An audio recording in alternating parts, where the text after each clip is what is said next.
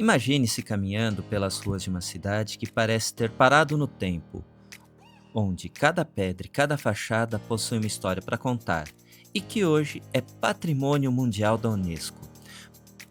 Prepare-se para se encantar com Diamantina, Minas Gerais.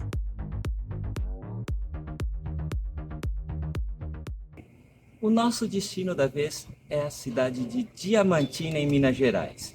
E não tem lugar melhor para a gente começar o nosso passeio aqui pela Praça da Catedral Metropolitana. A Catedral Metropolitana, que aliás é o prédio mais novo aqui do Centro Histórico de Diamantina. A catedral, que é dedicada a Santo Antônio de Pádua, ela é uma construção da década de 1940 e ela foi construída sobre a antiga igreja matriz de Santo Antônio, que é de meados do século XVIII, quando Diamantina inicia a exploração dos diamantes.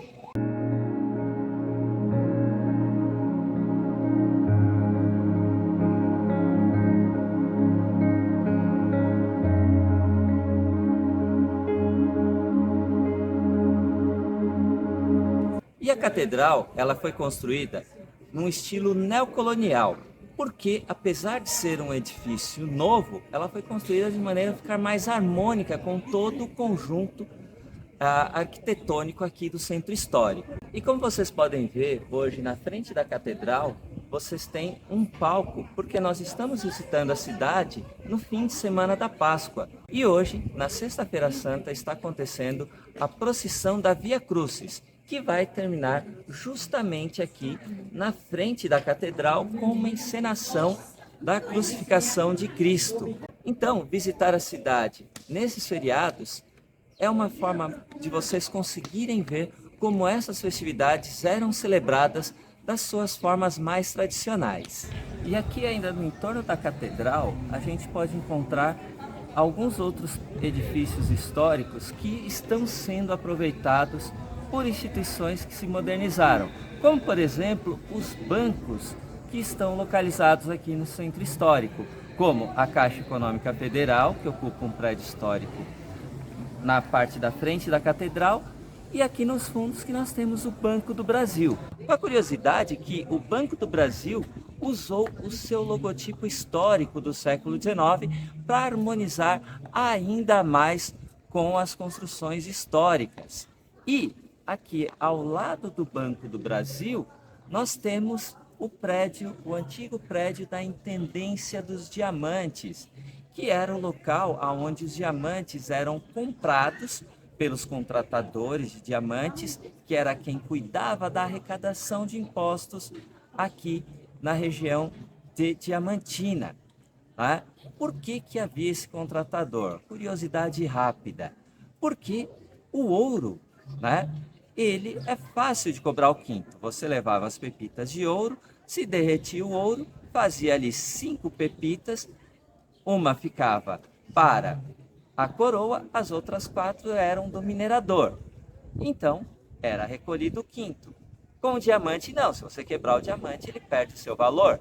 Então, os diamantes eram comprados e se dava 80% para o minerador e 20% era a arrecadação do quinto aqui em Diamantina.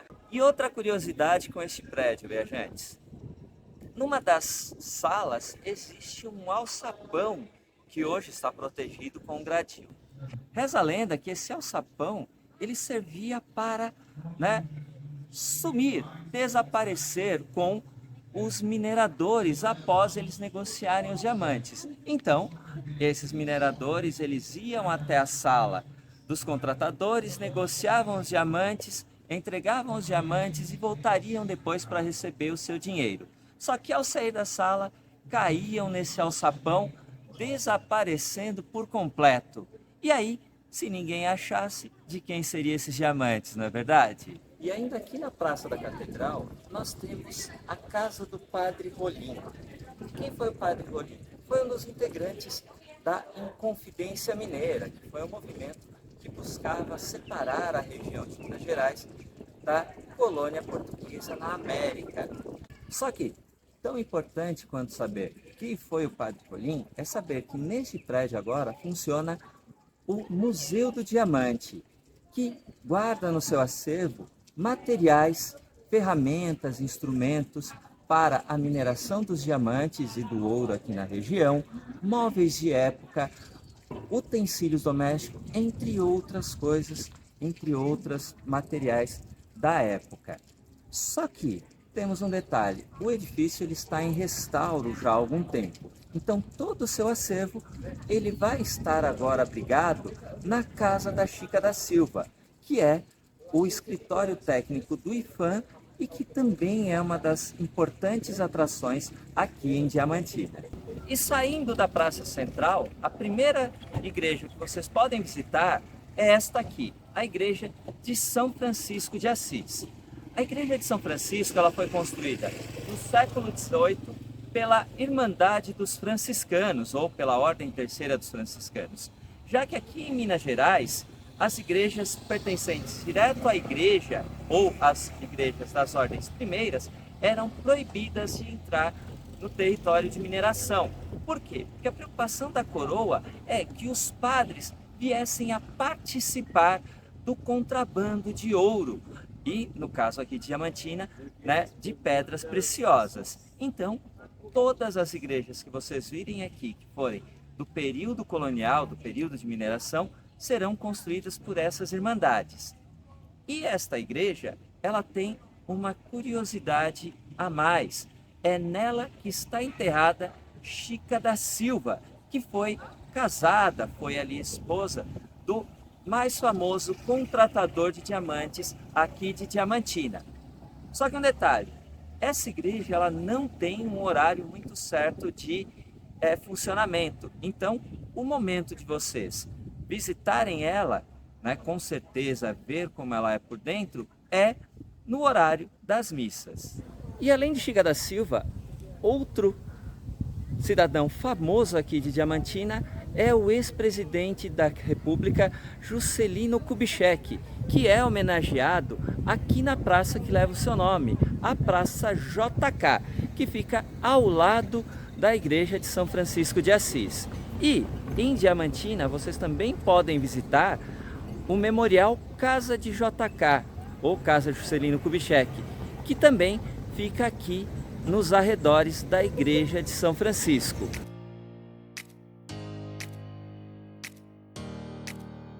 E esse aqui é o famoso Hotel Tijuco, projetado por ninguém mais, ninguém menos que Oscar Niemeyer, que era um grande amigo do ex-presidente Juscelino Kubitschek. E JK, quando era governador aqui de Minas Gerais, encomendou para Oscar Niemeyer o projeto desse hotel, que foi inaugurado na década de 50 e que até hoje preserva o mobiliário original da época. Se vocês quiserem, podem se hospedar aqui no hotel e ter uma experiência bastante diferente aqui na cidade. Nós vamos deixar o link com os dados do hotel aqui na descrição. E, caso vocês queiram saber mais sobre essa amizade do JK com o Niemeyer, nós temos um outro vídeo aqui que nós falamos do projeto que os dois fizeram para a Lagoa da Pampulha.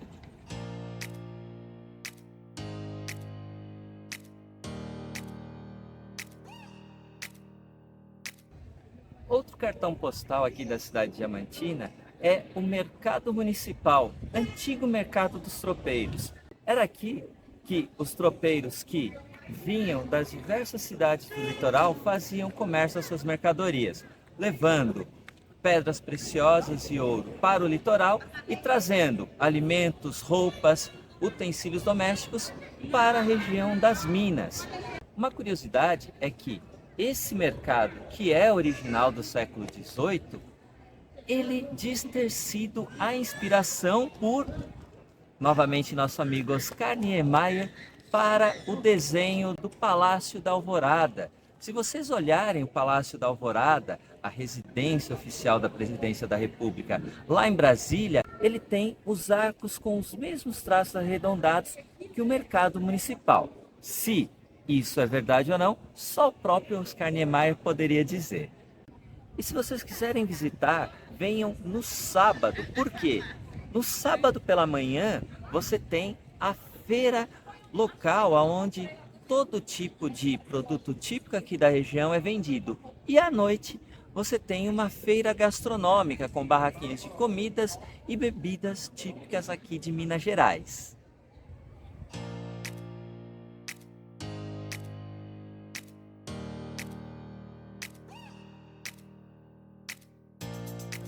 E esta é a casa de Chica da Silva. Essa casa, ela é um casarão do século XVIII, aonde Chica da Silva teria vivido com o contratador de diamantes João Fernandes de Oliveira.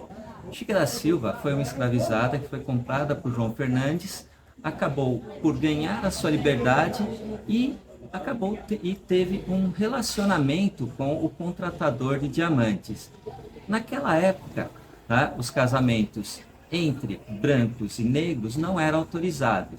Então, ela passou a viver com ele, mas dentro da sociedade aqui do Arraial do Tejuco, que era como Diamantina era chamada naquela época, acabou aceitando, entre aspas, né, se a gente pode dizer, esse relacionamento, principalmente pelo poder financeiro que o contratador tinha aqui na região.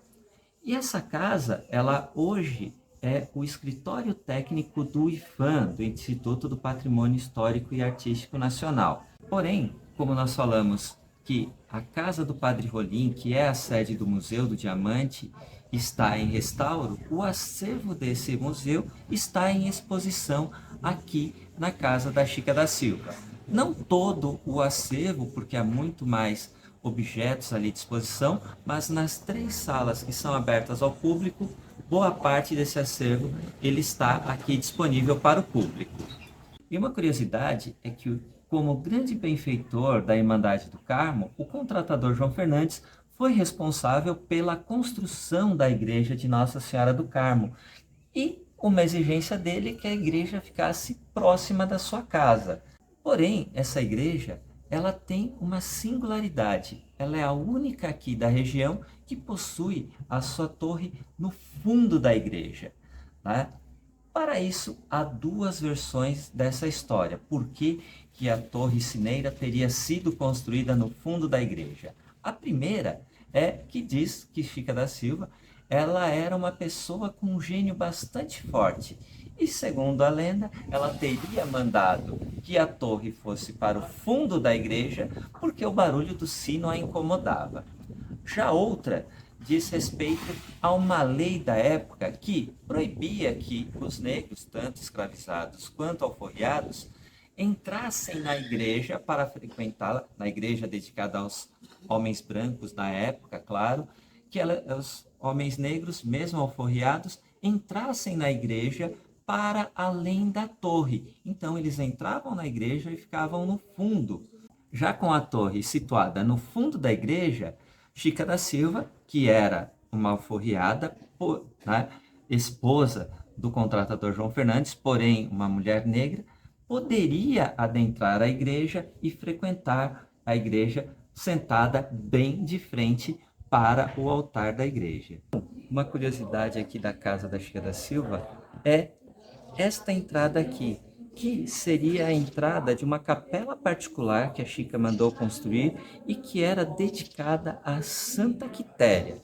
Não há muitos registros, nem o desenho de como seria essa capela, e a única coisa que restou é esse portão de entrada, que seria a frente da capela. E o mais importante, a visitação aqui é gratuita e você tem ali a oportunidade de fazer uma visita guiada com toda a explicação sobre a história do prédio e do acervo do Museu do Diamante, que também está aqui.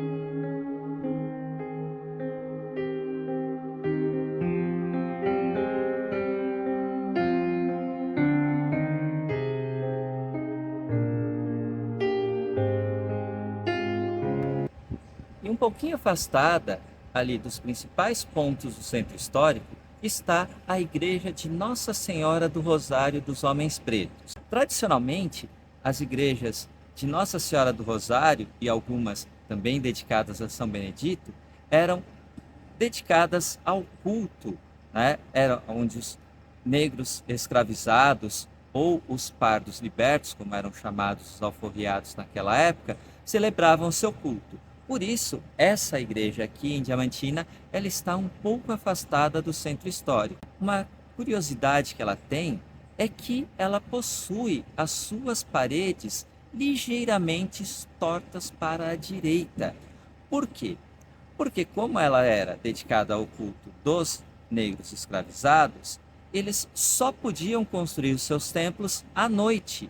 Então, devido à pouca iluminação que havia naquela época, não havia como controlar direito toda a medição. Então ela acabou ficando com as suas paredes tortas e o piso, né, no interior da igreja, ele também é ligeiramente torto. Então quando você entra na igreja, observa ela de alguns ângulos do lado de fora, você vai ver que ela está torta, mas não é nenhum problema de conservação. É a própria construção da igreja que foi feita dessa forma.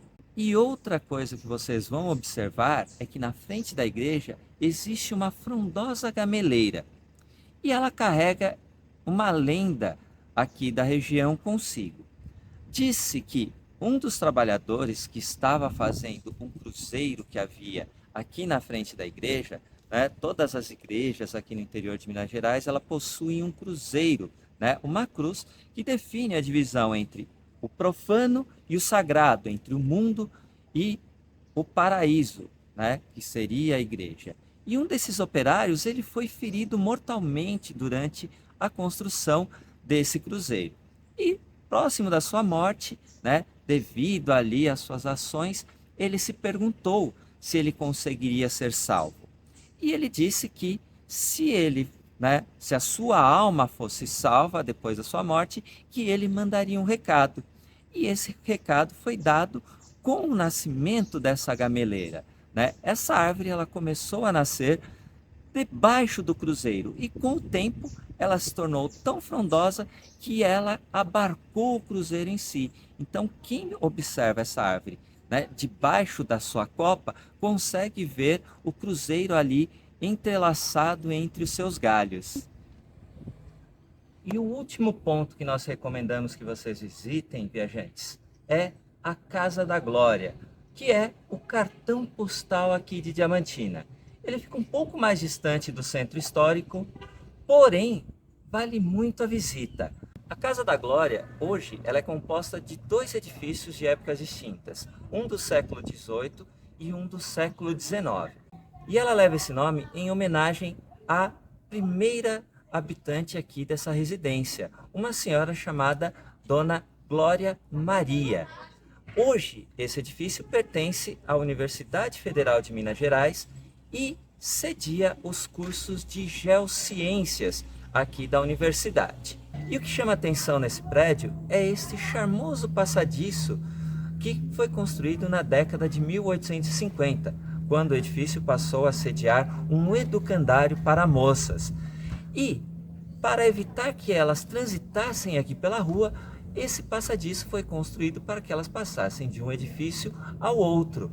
E hoje, o passadiço se transformou num dos maiores símbolos da cidade, tanto que foi escolhido como símbolo da candidatura de Diamantina a Patrimônio da Unesco em 1991, quando a cidade foi definitivamente colocada na lista de Patrimônios da Humanidade aqui no Brasil.